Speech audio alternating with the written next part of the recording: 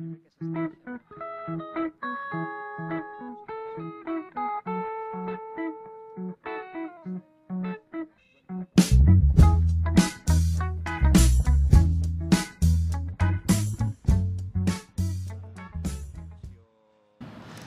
crec que el paper educador forma part fonamentalment dels pares i després dels educadors, que són persones que poden ser els entrenadors, poden ser els col·laboradors dels clubes, poden ser els mestres i també l'àrbitre forma part d'aquestes persones que poden ajudar a educar, com a reforç. Jo crec que l'educació, el paper i la columna vertebral són els pares.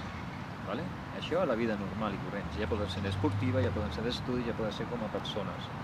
Els pares és fonamental, però és cert que han d'haver-hi persones importants dins de la vida del nen o de la nena, com poden ser els entrenadors, que són els que més temps passen després dels pares, els quals han de tenir aquesta responsabilitat també. Si el nen és intel·ligent, el nen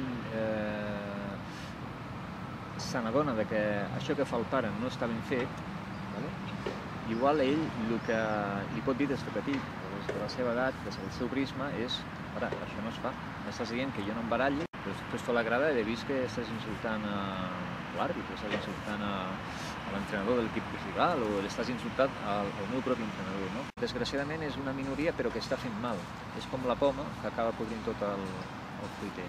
Doncs, bueno, això queda molt tapat, això no surt a l'opinió pública, que es peguin els pares, que hi hagi una agressió d'un pare a un jugador o un entrenador. Ha passat sempre i ningú s'atreveix potser a destapar aquest comportament.